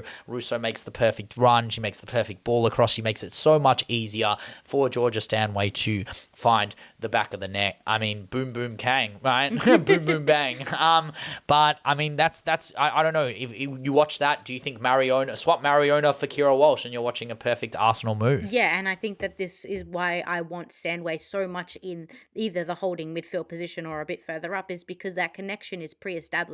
We know what the Russo and the Stanway connection will give, and it'll give us goals, and it'll give us a lot of forward press, something that I think that we lack, especially down the spine. We so much so cater to the flank play that is, of course, exceptional, but I want that like real injection of pace down the middle, or that real injection of drive down the middle. And we've seen it. Georgia Stanway is the epitome of what it is to take up the ball at halfway and just run and drive and carve up midfield. But I think results like this and the 3-0 is something that I think will not, like, it will not cover up the fact that, you know, the Spain loss, because their rivalry is so big, that'll be everlasting. That result will everlast until they play against each other again. But the problem is, for me, is how much are these performances going to cover up the real cracks in this team? You can play Ukraine as much as you like, you can play Iceland, you can play whoever, but when it comes down to it, in a World Cup, you're going to get these games back to back. And we've seen it with England, and we've seen how they've leaned on a specific style of football to get them there. But that's not always going to work. And, you know, I will probably be proven wrong, and they'll probably end up in a final of some sort. But it is about England and how they move forward. Spain can lose, and we can still argue that they're the best team in the world. England lose, and there are questions, and there are always going to be questions, because we never think of England as having the best players in the world. We think of them as having the best manager in the world. And right now, I don't think it's wholly on the players. I also think it's on the non-adaptation that Serena Wiegman is going through, the over-reliance on the stars that got her trophies. Yeah, I do. I don't know. I do think about that Spain game a little bit, but I also think that when it comes to like you're talking about it from the tournament standpoint, which implies that they're going to get through the playoffs, correct? So like we do think about this problem more proactively in the sense of that they need to solve it by next year, which is achievable because there is a whole season and a bit between this happening, right? And they have basically, Serena has a season to find a new right back, basically. A new right back, a up-and-coming centre-half, which I think is decided. We all think it's Katie Reid, and when Katie Reid is back, it's going to happen. But if Lazell doesn't get the minutes at City, if a player like, I don't know, someone off the right, I'm trying to think of, if Hines doesn't get the minutes for Arsenal, which is very possible, especially with Ona and Fox. I know Ona's probably going to play on the left side, Smiller but as well, of course. and Smiller's, I think Smiller's going to play further up, to be honest. With the realities of her being such a more versatile attacking player, the amount of assists she got in the back half of that season would be a waste to have her holding back. But also, she's good on that overlap, so the power is there, and her defensive capabilities are pretty exceptional. It's not like she's just it's not like she's Sandy Baltimore here. We're not talking about a player like that. But they need an English right back. They need a replacement, but They can't just rely on individual brilliance from players in the old guard, and it's great for Beth Mead to get her what I forgot. It was a milestone goal for England. I believe it was, what was it, like 60th, 50th goal, something for England, something ridiculous. But it was a free kick. It was magical. I don't know why AG didn't stand near the ball. Did we not watch last week? Were we too busy watching the World Sevens tournament? I don't know why they threw her away, but they did put her in the spot that Mido struck at, and she moved out of the way. So it was beautiful. It's just technical brilliance. It's Route 1 football. It's a perfect free kick from Beth Mead. Was it with her right foot? Was that Beth Mead's right foot? She hit that? I think it might have been. Yeah. Yeah, which is so weird, right? Yes. I don't know. I was watching that. I was watching her stand over it with her right foot, and I was watching AG stand over it with her left. I'm like, what? Like, am I watching this game on mirrored? Like, I thought Beth Mead is very much standing on the wrong side of the ball here. But, I mean, she struck it very well. We knew it was going in. 3-0, comfortable win. I think England will get through the playoffs. But, again, teams can make it hard. We saw the Iceland game. You said they can play Iceland all they want. 3 more minutes of that Iceland game, and there would have been a 1-1. I'm telling you now, 100%. And they've got to be careful because all it takes is one. All it takes is one bogey game, one game where you hit the post a few too many times. I mean, just ask Barcelona against Arsenal. You just pick the one game where you're going to get the opposition like on their worst day, and you're going to play your best day, and all of a sudden Serena goes from European champions to not being able to defend their former glory in even getting to the final, right? Let alone being able to contend. But they've got opposition, and a team like Germany who continue to do it on the top stage, keep speaking about them. They're going to keep doing the business, and it's Vuk's side who didn't take their foot off. They didn't even have to win. They were already qualified. They didn't have to beat Slovenia. They didn't have to do Slovenia like that. But they definitely did after Sternard scored an offside goal in the 18th minute for Slovenia because Minga is so slow. I wish we had Wenger ball offsides. This was not Minga setting her offside. This is Minga being crap, by the way, and getting away. This is why the Wenger ball thing punishes defenders for just being trash. And I kind of wish that like once this was chalked off, we kind of knew that they weren't going to amount to anything. But Prasnikar did have a big chance a bit later. Stina Johannes, terrible clearance. This is the difference between AKB and Stina Johannes. This is the thing that we don't talk about with AKB, all right? And I 100% contend with anyone who watches AKB every week. It's not just about the shot stopping. It's not just the highlight reel saves. It's her distribution. It's her leadership. It's her high claims. It's the way she just is pretty much perfect in every aspect of goalkeeping. Like, this is the thing. I love Katakoi, and Katakoi on her day proved proof in the pudding that Champions League final is why I think Katakoi is the best goalkeeper in the world. But she does have a blunder in her. And AKB doesn't. And that, I will say, consistency-wise, AKB definitely takes the cake of just a goalkeeper who will always give you an 8 out of 10 performance no matter what.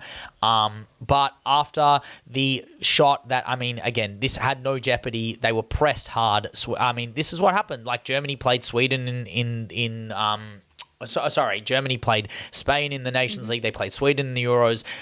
There are games where they can't handle the pressure as well as they're supposed to, and it took them 5 minutes from halftime. So 40 minutes into the game for them to break the deadlock, and it was only from an own goal. It was a good corner from Clara Bull. Obviously, she's got these OP as corners that are ridiculous as hell. I feel like I'm watching like FIFA 14 when Clara Bull whips the ball in like that. But Linda does the flick on, and then Prasnica, why'd you put your foot out? It was going out anyway. She tries to clear it, and she clears it into her own net. She's probably salty because she didn't score on the other end, so she had to score somewhere. But they let it the break, and then they bring in the players, right? Vuk in flow state. Mulhouse, Martinez. This is what I was talking about. Depth Mannschaften. This is what we're talking about. This team is there. And Larissa Mulhouse was really good. What's her name? Kersler was starting this game. She was fantastic, and she had a few really good strikes. She set up Enderman later on in that game. Enderman, if she could bloody score, Jesus Christ, she is literally German Bierenstein. It is unbelievable. But Shakira Martinez pounced on her chance for her debut goal, or not debut, but her first goal in German colours. And I mean, Serchi had a long shot. They hit the roof of the net. She looked fresh. I didn't even mention her in the last game really that much. She was quite solid. And then Sophia Kleinhahn, who was also really good on the right when Vamsa came off. So they are building on that depth. They are answering the questions that we all have for them, which I do love about Vuk, long-time listener of said Benchwarmers. You can definitely tell he is a friend of the show in that vibe. I mean, obviously, when I sent my message to Christian Vuk for the Nations League final, he definitely took it on. He tried. He really tried for that final. It's a shame how good La Roja were, but they did give it a go that first game, and then the magic happened really. But it was just comfortable. It was a comfortable win, an expected win for Germany in Slovenia, as Norway got their expected win against Austria, to be fair. They should have won that game. It was tight. Some Benchwarmers absolute goats in here, by the way. Mariella El Sharif and Austria versus Carolina Gramansen. My favourite moment of the week, in my opinion. By a mile. I mean, it's not in my opinion. It's my favorite moment of the week. It's the best moment of the week, in my opinion. That's what it is. Who cares about Malard scoring bicycle kicks? How about the fact that Carolina Grahamhansen does a power shot near post, El Sharif saves it, and who's the first to congratulate her? Caro is. That's my goat right there. Caro goes up to her and goes, high five, great save. I don't know how you saved that. She gives her a smile. It's two Benchwarmers goats handshaking right there. I mean, look, Austria did have their moments, right? Narchenveng's ball to Hickelsberger, the header just wide. They tried really, really hard, but then it was the second half where they took the lead. Bielda, mate, this cross from Guro Reiten is beautiful. This is like, mate, turn the clock back to what, 2 years ago, 2.5 years ago, prime Guro in the Norway kit, in the Chelsea shirt, perfect ball, Bielda header over El Sharif, nothing you could do, and then it was 2 minutes later, the floodgates had opened. Another header, Carolina Grahamhansen. Love when the Swedes and the Norwegians embrace their Viking roots, scoring only aerial. Grainger ball, Gustafsson ball, basically the same thing. Both ready for playoffs, both ready to somewhat disappoint in ways that are sad, but ultimately are the two best Scando teams that do have world-class players inside of them. And I think it's interesting to look at the trajectory of Norway and see that basically from 21-22, when they had their 2023 qualifiers, they went invincible in that. And I think that you can see that the reaction to that was an incredibly poor World Cup, where they barely scraped past the group stages and were incredible and underachieved in with a team that looked to be one of the best in the world, let alone in Europe. And then we see in this iteration of the qualifiers, they've done well, but they have faltered against top teams, and particularly against Germany being the obvious one. And I think with someone like Germany in your group, and then you have to contrast that with someone like Austria, who also made the qualifiers with 4 points in relation to Norway, who got 12 points. You're looking at two sides of a pendulum. You're looking at the best of European football, and you're looking at the aspiring part of European football. And Norway was able to have a pretty decent performance in this game, and I think that they've had a okay like qualifying rounds. I think that they've done better previously, but look, anything after the Euros to me had to be improvement. And I think, to be honest, Gemma Grainger is finally starting to understand this team. I think she's trying to figure out where these square pegs fit into these circles, and I think it's working for them. And I think if we can't really take anything from these qualifiers, especially for Norway going into the World Cup. It's all about the form of their best players in the season and how they. Well, can they've got to translate make that. it first. Well, yeah, but I think that they will. I think I honestly give Norway. Do you not think any of the Group B sides? I give Norway more of a hope, honestly, than Sweden, and I think that because I think that the team is starting to build something. I don't know what it is yet, but I see it more, and I think Tony G's Sweden is where Norway was right after 23, lost, completely kind of hopeless in my opinion, and not without a project to inspire them to move forward. I think Norway are at that point where they are starting to kind of recognize the patterns of play that will get them goals and win them matches. It's more about that spine. How are they going to fix the centre-back problem? Is it putting Engen back in centre-back, which we've argued for basically since the start of the podcast for Norway? I mean, I think Engen will play centre back. But she's been playing 6. I don't understand this. No, she has, but I think she has been moving back in the game as well. Like, they do play deeper. But she then doesn't you have lose to go a as far midfielder. forward. That's obviously the problem. They need to replace. They need that midfield like cover. If they're not going to play, if they're going to play Engen deeper, then they've got to have someone to cover it, and that's the goal they have over the next 9 months. I don't think Kieland and Nilsson is enough. They need that one extra player, and don't get me wrong, Gopset can do it on one side, and Caro can do it on the other, and Turland up the middle. But if you have no one to weather the storm, no one in the middle who does all the dirty work, then ultimately you're going to leave a lot to be desired. Because I think Bergsvand and Engen is not a bad centre-half combo. I don't think that's more than capable to get through the group stages, in my opinion. But, I mean, it means that they still copped goals. They still copped a goal to Barbara Dunst, Bayern legend Barbara Dunst. Blackstad and Nilsson, terrible at defending the aerial nature of the ball, and Dunst mopped it up. Guro, Bergsvand and Engen late to the ball.